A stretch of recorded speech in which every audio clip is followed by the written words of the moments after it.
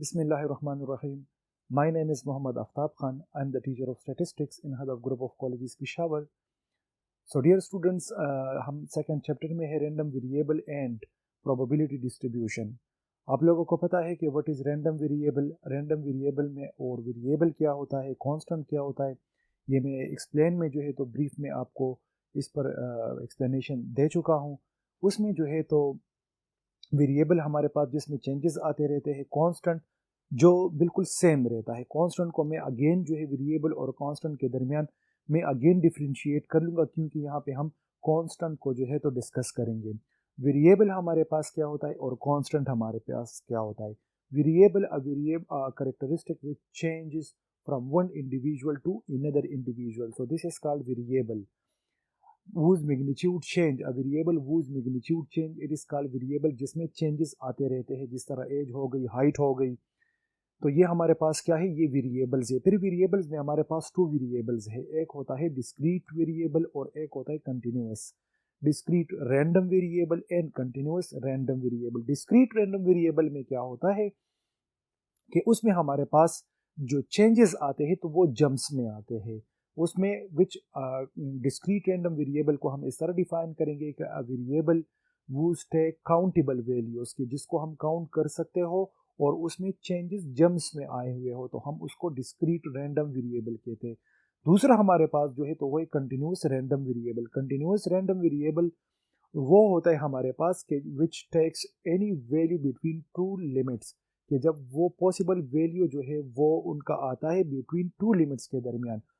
और इसमें इंपॉर्टेंट बात यह है कि जो नोट करने का है, तो कंटिन्यूअस वेरिएबल में हमारे पास जो चेंजेस आते हैं तो वो कनेक्टिविटी के साथ उसमें चेंजेस आते रहते हैं, तो हम उसको कंटिन्यूअस रैंडम वेरिएबल कहते हैं। फिर random variable, discrete random variable हम इस चैप्टर में डिटेल में डिस्कस करेंगे। उसकी प्रोबेबिलिटी डिस्ट्रीब्यूशन, उनके टू प्रॉपर्टीज हमने पढ़े थे कि जिसकी वैल्यू 1 और 2 के दरमियान, 1 0 और 1, जिसकी वैल्यू 0 और 1 के दरमियान आ जाए और अगर हम उसकी सम ऑफ प्रोबेबिलिटीज करें तो उसकी वैल्यू जो है तो 1 के बराबर होगी। अगर ये टू कंडीशन सेटिस्फाइड होंगे तो हम कहेंगे कि this is the probability function, probability distribution. Probability mass function भी हम उसको कहते हैं। फिर हमारे पास क्या होता है, कांस्टेंट होता है एक। कांस्टेंट को आप गौर से सुने कि कांस्टेंट हमारे पास वो वैल्यू होता है कि जिसमें चेंजेस नहीं आते हो, जिसमें चेंजेस नहीं आते हो, जो बिल्कुल सेम रहता है अपनी पोजीशन पर, जिसकी वैल्यू बिल्कुल वही कांस्टेंट रहती है, तो हम उसको वही रहती है तो हम उसको कांस्टेंट कहते हैं कि whose value does not change, कि उसकी वैल्यूज जो है तो वो चेंज नहीं होती, तो हम उसको कांस्टेंट कहते हैं। तो कांस्टेंट हमारे पास लाइक 5 हो गई, 4 हो गई, 3 हो गई, तो ये हमारे साथ कांस्टेंट है। लाइक अगर इसकी 5 की वैल्यू वही 5 रहेगी तो हम उसको कहेंगे कि दिस इज कांस्टेंट, हमारे पास कांस्टेंट रहेगी। तो यहाँ पे हम जो है फिर उसके बाद हमने क्या किया, मैथमेटिकल एक्सपेक्टेशन भी हमने कर लिया। फिर डिस्क्रीट रैंडम वेरिएबल की हमने फंक्शंस भी कर ली कि जब फंक्शंस आ जाए तो हम उसको h मल्टीप्लाई एच एक्स के साथ हम डिनोट करते हैं। फिर हमारे पास जो होता है फंक्शंस जब आ जाए, मैथमेटिकल एक्सपेक्टेशन को फिर हमने जो है तो ब्रीफली एक्सप्लेन किया, उस पर हमने एग्जाम्पल्स भी किए कि हमारे पास expectation of x is equal to summation x multiply by probability of x के बराबर होती है। उस पर हमने एग्जाम्पल्स कर लिए कि दिस इज एक्सपेक्टेशन हमारे पास क्या होते हैं। एक्सपेक्टेशन हमारे पास एवरेज अरिथमेटिक मीन जिसको हम कहते हैं उसके बराबर होता है, हम इसको ई एक्स से डिनोट करते हैं और इसका जो फार्मूला है तो वो बराबर है summation x multiply by probability of x के बराबर है। यहाँ पे हम प्रॉपर्टीज ऑफ मैथमेटिकल एक्सपेक्टेशन करेंगे। प्रॉपर्टीज ऑफ मैथमेटिकल एक्सपेक्टेशन जो है तो वो हमारे पास टू प्रॉपर्टीज है। फर्स्ट नंबर प्रॉपर्टीज हमारे पास क्या है कि expectation of a constant is the constant itself, कि जब हम कांस्टेंट की एक्सपेक्टेशन लेंगे तो वो वही कांस्टेंट ही रहेगा, और जब हम वेरिएबल की एक्सपेक्टेशन लेते हैं तो उसमें चेंजेस आते हैं, और जब हम कांस्टेंट की एक्सपेक्टेशन करेंगे तो उससे कांस्टेंट ही आएगा। तो हम यहाँ पे क्या कहते हैं कि एक्सपेक्टेशन ऑफ सी, यहाँ पे फॉर एग्जांपल हमारे पास है तो expectation of C is equal to C के बराबर होगा। यहाँ पे फिर हम एक्सपेक्टेशन की साइन वगैरह जो है तो वो हम नहीं लगाते, यहाँ पे सी जो है तो दिस इज कांस्टेंट हमारे पास है। अभी जिस तरह मैंने आप लोगों को पहले लेक्चर में बताया था कि expectation of x is equal to summation x multiply by probability of x हमारे पास है। ये जो मैंने यहाँ इस पर हमने मैथमेटिकल एक्सपेक्टेशन पर ये फार्मूला हमने किया और ये मैथमेटिकल एक्सपेक्टेशन की जो है तो ये फार्मूला है और इस पर हमने 2 एग्जांपल्स भी किए। तो हमारे पास यहाँ पे क्या है, हम इसको जो है तो प्रूफ करते हैं कि बाय डेफिनेशन हमारे पास क्या है, expectation of x is equal to summation x multiply by probability of x के बराबर है। ये x जो है तो दिस इज रैंडम वेरिएबल या दिस इज रैंडम वेरिएबल। तो यहाँ पे ये x जो है तो this is random variable as the variable x is taking only a constant value c, therefore हम जो है तो यहाँ पे expectation of c is equal to c के बराबर है। जब हम एक्सपेक्टेशन ऑफ c करेंगे तो ये हमारे पास क्या होगा, जिस तरह हम यहाँ पे अगर देख ले तो यहाँ पे x है तो हमने x की जगह पर यहाँ पर c को पुट किया, x की जगह पर हमने यहाँ पर c को पुट किया। फिर जब यहाँ पे हमने पुट किया तो यहाँ पे x है तो यहाँ पे भी x and probability of x आया हुआ है। तो यहाँ पे क्या होगा, ये x की जगह पर हम क्या करेंगे, c लिखेंगे। क्यों कि यहाँ पर हम एक्सपेक्टेशन ऑफ c कांस्टेंट कर रहे हैं। तो यहाँ पे क्या होगा, यहाँ पे x की जगह पर हम c को लिखेंगे। तो यहाँ पे आ जाएगा कि c multiply by constant multiply by probability of x के बराबर होगी। तो यहाँ पे क्या हो जाएगा, जब हम समेशन को अप्लाई करेंगे, जब समेशन को अप्लाई करेंगे तो हमारे पास ये कांस्टेंट जो है तो ये बाहर आ जाएगी। जिस तरह हम डिफरेंशिएशन में करते हैं, इंटीग्रेशन में और डिराइवेटिव्स में जब हम करते हैं, तो इसी तरीके से क्या है, ये कांस्टेंट जो है तो ये समेशन से बाहर आ जाएगा और ये समेशन जो है तो ये प्रोबेबिलिटी ऑफ x पर अप्लाई होगा। तो वी नो दैट के सम ऑफ द प्रोबेबिलिटी, ये जो हमारे पास है ये यहाँ पे this is the sum of probabilities है। जिस तरह मैंने आप लोगों को बताया था कि प्रोबेबिलिटी मास फंक्शन जो हमारे पास होता है तो उसके 2 प्रॉपर्टीज है कि जब हम इंडिविजुअल रैंडम वेरिएबल की जब हम इंडिविजुअली उसकी जब हम प्रोबेबिलिटी लेते हैं तो उसकी वैल्यू 0 और 1 के दरमियान आती है, और जब हम सम ऑफ ऑल प्रोबेबिलिटीज लेते हैं तो उसकी वैल्यू 1 के बराबर होती है। तो यहाँ पे हमारे पास क्या है, the sum of probabilities summation px probability of x is equal to 1। So you student, you remember that this is the second property, probability mass function की ये second property है कि the sum of all probabilities will be equal to 1 के बराबर होगी। तो यहाँ पे ये हमारे पास c जो है तो this is out of the summation and probability of x is under of the summation. So summation probability of x, this is the sum of all probabilities, its value is equal to 1। तो यहाँ पे इसकी जगह पर हमने 1 की value को put किया तो c हमारे साथ जो है अपनी जगह पर आ गया। तो देखो expectation of c, expectation of constant will be constant. तो ये हमारे साथ जो है तो ये प्रूफ हो गया कि expectation of constant will be constant. Let's suppose for example हम एक्सपेक्टेशन ऑफ 5 लेते हैं तो दिस विल बी 5 होगी। अगर हम एक्सपेक्टेशन ऑफ 6 लेते हैं तो इट्स वैल्यू विल बी 6 के बराबर होगी।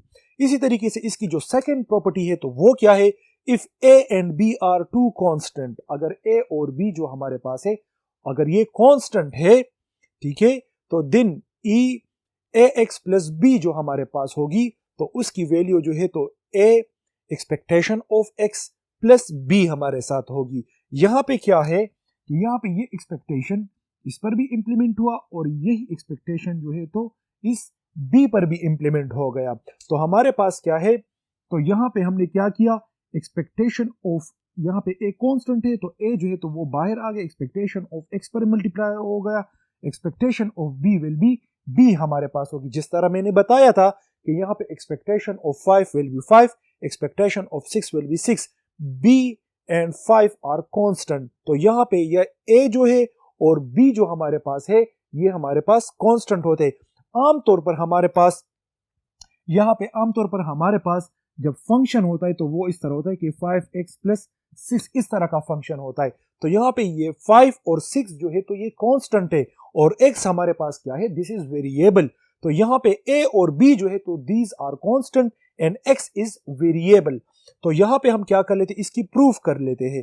Bye definition we know that expectation of x is equal to summation x multiply by probability of x के बराबर है। तो यहाँ पे हम क्या कर लेते हैं, here we have a function of the random variable x ax plus b।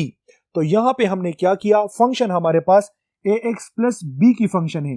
जिस तरह मैंने आप लोगों को बताया था कि यहाँ पर हमने क्या किया, x है तो यहाँ पर हमने x को पुट किया, फिर हमारे पास यहाँ पे हमने एक्सपेक्टेशन ऑफ c लिया, यहाँ पर एक्सपेक्टेशन ऑफ x है, इस वजह से यहाँ पर x हमने मल्टीप्लाई किया हुआ है प्रोबेबिलिटी ऑफ x के साथ। यहाँ पे हमारे पास क्या है, c है, तो यहाँ पर हमने क्या किया, कांस्टेंट को प्रोबेबिलिटी ऑफ x के साथ मल्टीप्लाई किया, यानी c को हमने इसके साथ मल्टीप्लाई किया। फिर हमारे पास क्या हुआ, यहाँ पे भी सेम सिचुएशन होगा कि this is one term like ax plus b, जिस तरह हमारे पास यहाँ पे c था, यहाँ पे x था, तो सिंपल यहाँ पे भी ax प्लस b है, तो यहाँ पे हम क्या कर लेंगे, यहाँ पे हमने क्या पुट किया था, c पुट किया, यहाँ पे हमने c पुट किया था, तो यहाँ पर हम ax प्लस b को हम पुट करेंगे कि ये हमारे पास रैंडम वेरिएबल की फंक्शंस है। तो हमने क्या किया, ये प्रोबेबिलिटी ऑफ x जो है तो ये अपनी जगह पर आ गया, x की जगह पर हमने ax प्लस b पुट किया तो यहाँ पे पुट किया, फिर ये ax प्लस b की हम एक्सपेक्टेशन मालूम कर रहे, तो यहाँ पे प्रोबेबिलिटी ऑफ x के साथ जो मल्टीप्लाई होगा तो वो ax प्लस b होगा, लेकिन इसका समेशन होगा, जिससे पहले हम एग्जांपल कर चुके थे कि हमारे पास 2x प्लस 4 जो आया हुआ था, तो हमारे पास वो भी फंक्शन ऑफ रैंडम वेरिएबल ही था। तो यहाँ पे रैंडम वेरिएबल का फंक्शन जो है तो this is ax plus b है, तो हमने क्या किया, x की जगह पर हमने ax प्लस b को पुट किया multiply by probability of x। जब यहाँ पर क्या हुआ, यहाँ पे ये प्रोबेबिलिटी ऑफ x जो है तो ये जो है इसके साथ भी मल्टीप्लाई हुआ है, क्योंकि यहाँ पे ब्रैकेट है और ब्रैकेट को जब हम क्लोज करते हैं तो यहाँ पे क्या कर लेते हैं, ब्रैकेट को जब हम ओपन करते हैं तो यहाँ पे क्या है, ये प्रोबेबिलिटी ऑफ ax के साथ भी मल्टीप्लाई है और यही प्रोबेबिलिटी ऑफ x जो है तो ये b के साथ भी मल्टीप्लाई है। तो क्या हो जाएगा, ax समीशन अपनी जगह पर आ जाएगा, समीशन जो है ये समीशन इसके ऊपर भी है और ये समीशन जो है प्रोबेबिलिटी ऑफ x इसके ऊपर, यानी मतलब कि यहाँ पे क्या है, ये समीशन जो है ये समीशन इन दोनों के ऊपर है। तो क्या है, यहाँ पे हमने प्रोबेबिलिटी ऑफ x को जब मल्टीप्लाई किया तो यहाँ पे प्रोबेबिलिटी ऑफ ax के साथ जब मल्टीप्लाई हो गया तो ax multiply by probability of x आ जाएगा, प्लस अपनी जगह पर b multiply by probability of x, तो यहाँ पे हमने b multiply by probability of x, summation जो है तो सब पर एप्लीकेबल है, तो हमने सब पर एप्लीकेबल किया, तो यहाँ पे क्या है, summation ax probability of x plus summation b probability of x आ जाएगा। तो यहाँ पे हमने क्या किया, जब समीशन को यहाँ पे जब हमने समीशन को अप्लाई किया तो कांस्टेंट जो है तो वो बाहर आ जाएंगे और जो वेरिएबल्स है और प्रोबेबिलिटीज ऑफ वेरिएबल है तो वो उस पर समीशन जो है तो उस पर अप्लाई हो जाएगा। तो यहाँ पे क्या है, a को हमने बाहर किया, summation x multiply by probability of x के बराबर होगी, प्लस b जो है दिस इज कांस्टेंट, तो इसको भी बाहर किया और प्रोबेबिलिटी ऑफ px हमारे पास आ गया। तो वी नो दैट, हमें ये पता है कि expectation of x is equal to summation x into probability of x के बराबर है। तो देखो यहाँ पे क्या है, a को अपनी जगह पर हमने लिख लिया, ठीक है, और यहाँ पे ये जो है यहाँ पे summation x probability of x जो है तो ये एक्सपेक्टेशन ऑफ e के बराबर है। देखो यहाँ पे ये x प्रोबेबिलिटी ऑफ x है हमारे पास, ठीक है, और यहाँ पे ये एक्सपेक्टेशन ऑफ x के बराबर है, तो इसकी जगह पर हमने एक्सपेक्टेशन ऑफ x को पुट किया, प्लस यहाँ पे जो है ये सम ऑफ प्रोबेबिलिटी x जो हमारे पास है, so this is equal to 1 के बराबर है। This is the second property of mass probability, mass function की ये सेकंड नंबर प्रॉपर्टी है। तो हमने क्या किया, summation probability of x the sum of all probabilities will be equal to 1, तो हमने 1 के साथ b और 1 जब मल्टीप्लाई हुआ तो उससे b आ गया प्लस, और यहाँ पे हमारे पास क्या, एक्सपेक्टेशन ऑफ x और a अपनी जगह पर आ गया। तो ये हमारे साथ क्या है, this is the second property के हमारे पास function of a random variable हो, expectation of ax plus b is equal to a multiply by expectation of x plus b हमारे साथ आएगा। This is like the second property of expectation, mathematical expectation. तो dear student, ये हमारे पास जो है तो प्रॉपर्टीज है मैथमेटिकल एक्सपेक्टेशन की। फर्स्ट नंबर पर ये है कि हमारे पास अगर कांस्टेंट आ जाए, कि कांस्टेंट की जब हम एक्सपेक्टेशन लेते हैं तो उसके जो है रिजल्ट जो है तो वो कांस्टेंट ही आएगा। Expectation of constant is constant. और जब हम function of the random variable की जब हम लेते हैं तो इससे हमारे पास जो हमारे पास कांस्टेंट होते हैं तो वो बाहर आ जाते हैं और एक्सपेक्टेशन जो है तो वो प्रोबेबिलिटी और वेरिएबल पर जो है तो वो इंप्लीमेंट हो जाता है। अगर फंक्शन इस तरह है कि expectation of a x plus b तो वो बराबर होगा a multiply by expectation of e plus a multiply by expectation of x plus b के बराबर होगा।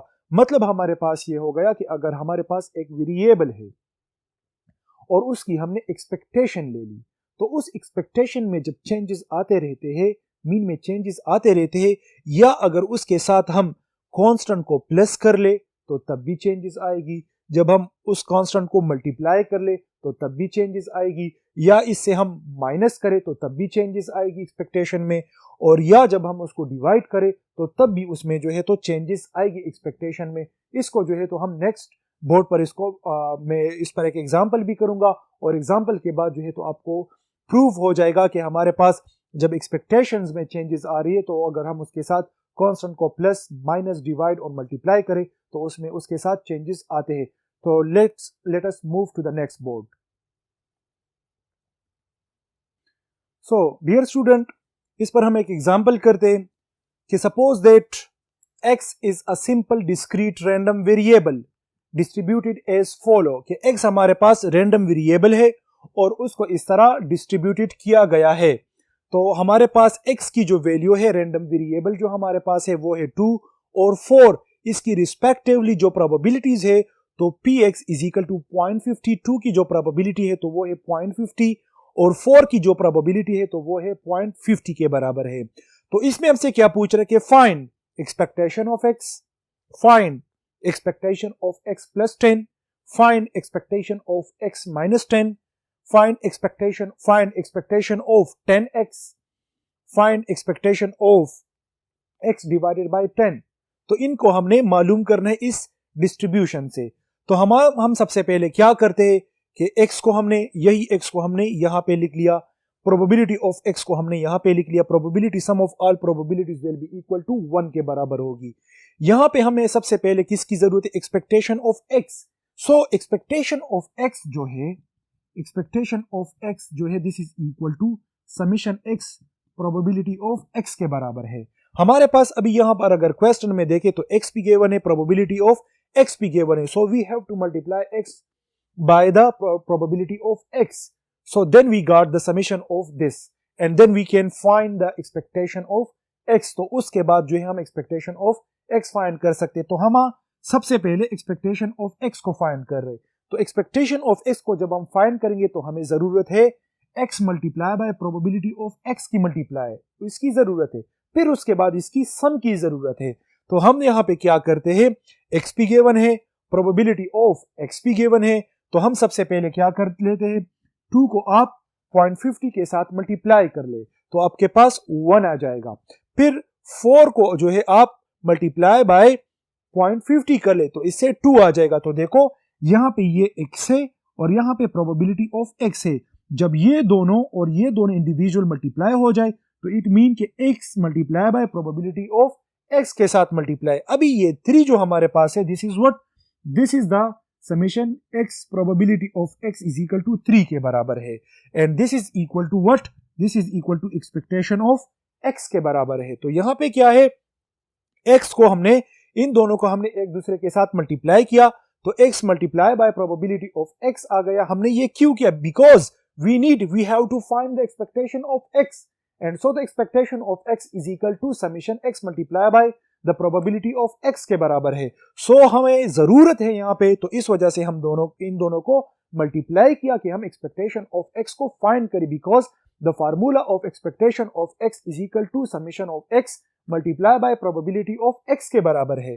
तो यहाँ पे हमने तो यहाँ पे क्या लिख लिया, expectation of x is equal to summation x multiply by probability of x हमने लिख लिया। तो दिस इज इक्वल टू, ये हमारे साथ जो बराबर है तो ये है 3 के बराबर है। क्यों कि 3 इज द सम, ये जब हम इसका सम लेंगे this is equal to individually x multiply by probability of x, जब इसकी हम सम लेंगे, सम टोटल जब हम लेंगे तो टोटल जब हम लेंगे this will be equal to 3, और टोटल में हम फार्मूला जो है x into probability of x को हम लिखेंगे। तो यहाँ पे ये 3 के बराबर है, हमने यहाँ पे 3 लिख लिया, तो this is 3 is what, this is the expectation of x for the following distribution.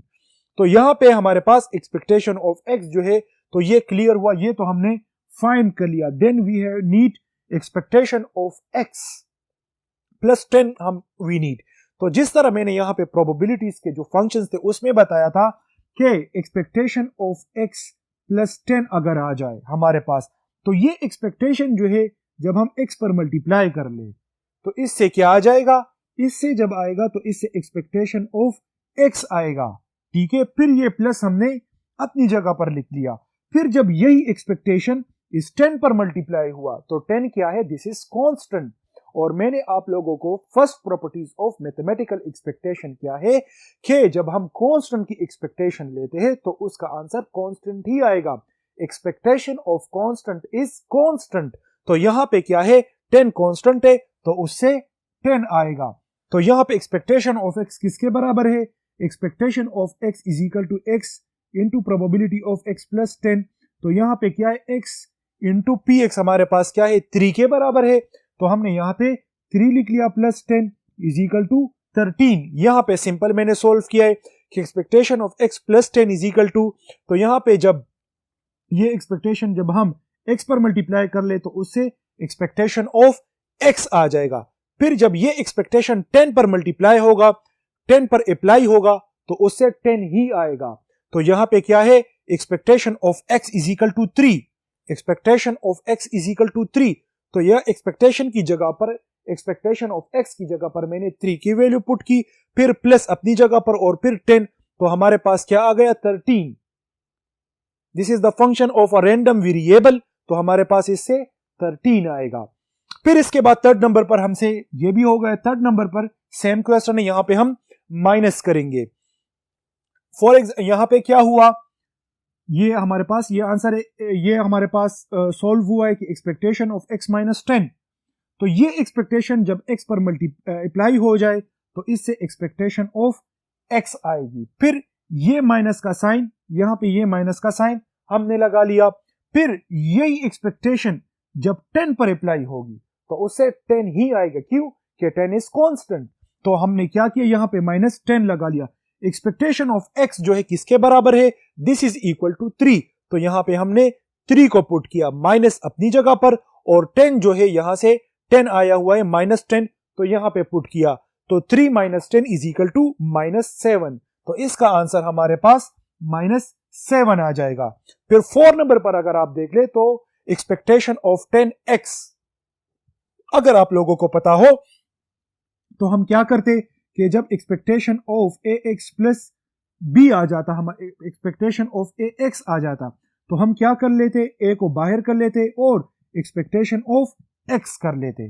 तो हम क्या कर लेते, a को हम बाहर कर लेते। तो यहां पे हम क्या करेंगे, यही जो एक्सपेक्टेशन 10 है इसको आउट करेंगे और एक्सपेक्टेशन जो है वो एप्लीकेबल होगा किस पर, x पर। This is a random variable, तो वेरिएबल पर इंप्लीमेंट होगा। तो यहां पे देखिए इस 10 को हमने बाहर किया और ये एक्सपेक्टेशन जो है तो ये x पर अप्लाई हो गए। Expectation of constant is constant and multiply expectation of x will be expectation of x आ जाएगा। तो 10 अपनी जगह पर लिख लिया, ये मल्टीप्लाई है तो एक्सपेक्टेशन x की जगह पर 3 की वैल्यू मैंने पुट किया, तो 10 multiply by 3 is equal to 30 के बराबर हो जाएगा। फिर इस तरीके से अगर हम, ये भी हो गया, तो लास्ट को अगर आप देख ले तो यहां पे हम क्या कर लेंगे, एक्सपेक्टेशन ऑफ ई जो होगी तो ये एक्सपेक्टेशन जो है तो ये x पर इंप्लीमेंट होगा। जब हम 10 पर अप्लाई करेंगे तो दिस इज कांस्टेंट। सो हम इसको इस तरह भी लिख सकते हैं कि हमारे पास अगर इस तरह आ जाए x डिवाइडेड बाय 10, तो हम क्या कर लेते, 1/10 कर लेते और एक्सपेक्टेशन ऑफ x आ जाएगा हमारे पास। क्या है, 10 को हमने बाहर किया, दिस इज 1/10, और एक्सपेक्टेशन ऑफ x पर हमने मल्टीप्लाई किया, तो सेम सिचुएशन इज हियर कि ये एक्सपेक्टेशन जो है तो x पर इंप्लीमेंट हो गया, तो this is expectation of x और डिवाइडेड बाय 10 ये अपनी जगह पर आ गया। This is constant, so expectation of constant and constant, so constant हमारे पास रह गया। एक्सपेक्टेशन ऑफ x की जगह पर हमने 3 की वैल्यू पुट की और डिवाइडेड बाय 10 अपनी जगह पर आ गया, तो दिस यहां से क्या आंसर आ गया, 0.3। तो इसका आंसर क्या होगा, फ्रॉम द फॉलोइंग डिस्ट्रीब्यूशन, तो इसका आंसर होगा 3 हमारे साथ आंसर होगी। तो यहाँ पे हम कंक्लूड करते हैं, यहाँ पे 4 पॉइंट्स अगर आप देख ले, जब हम एक्सपेक्टेशन ऑफ एक्स वेरिएबल के साथ एक्सपेक्टेशन हमारे पास एक्स है, इसमें चेंजेस आएगी जब हम उसके साथ कांस्टेंट को प्लस करें तो तब भी चेंजेस आ रही है। देखो यहाँ पे हमने कांस्टेंट को एक्सपेक्टेशन ऑफ एक्स के साथ हमने कांस्टेंट 10 को प्लस किया, तो ये देखो पहले 3 था इनका आंसर, लेकिन क्या आ गया, इसे 13 आ गया।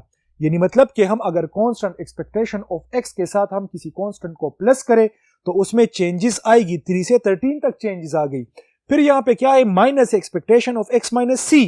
तो यहाँ पे अगर हम देख ले, अगर हम एक्सपेक्टेशन ऑफ एक्स से कुछ माइनस कर ले, कुछ कांस्टेंट को हम माइनस कर ले, तो क्या आएगा, तब भी चेंजेस आएगी। देखो एक्सपेक्टेशन ऑफ एक्स, तो हमने कांस्टेंट को माइनस किया तो यहां से -7 आ गए, तो देखो कितनी चेंजेस आ गई इसमें।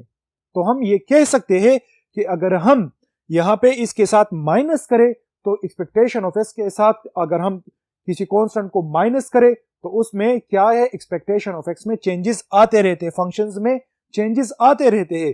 फिर क्या है हमारे पास, C X, expectation of C X, तो सी को हमने बाहर किया और ये इनके साथ मल्टीप्लाई हो गया, तो देखो यहां पे भी मल्टीप्लाई हुआ है, तो देखो इसमें चेंजेस 30 आ गई, तो 30 तक इसमें चेंजेस आ गई। फिर यहां पे कांस्टेंट डिवाइड है, तो हम ये कंक्लूड कर सकते हैं कि यहां पे expectation of x divided by 10, तो expectation of x divided by c, यहां पर हमने इस पर एग्जांपल किया कि expectation of x divided by 10 is constant, so expectation of x is equal to 3 divided by 10 is equal to 0.3।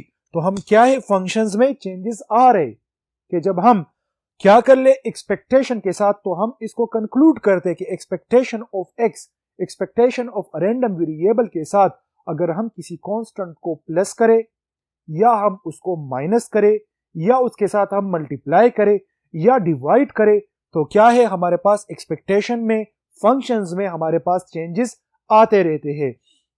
So dear students, हमने जो है तो सबसे पहले हमने क्या किया, रैंडम वेरिएबल पढ़ लिए, उसके टाइप्स हमने पढ़ लिए। फिर उसके बाद हमने क्या कर लिया, रैंडम वेरिएबल की फंक्शंस जो है तो उसको डिफाइन किया, फिर प्रोबेबिलिटी फंक्शंस और फिर मास प्रोबेबिलिटी फंक्शन के जो है डिस्ट्रीब्यूशन के जो है हमने 2 प्रॉपर्टीज किए। फिर हमने mathematical expectation and function of mathematical expectation कर लिए। फिर उसके बाद हमने क्या कर लिए, एक्सपेक्टेशन की जो प्रॉपर्टीज है 2 वो हमने कर लिए। फर्स्ट प्रॉपर्टी हमारे पास ये है कि the expectation of constant will be constant and the expectation of a x plus b will be equal to a expectation of x plus b के बराबर होगा। फिर उस पर हमने एग्जाम्पल्स भी कर लिए।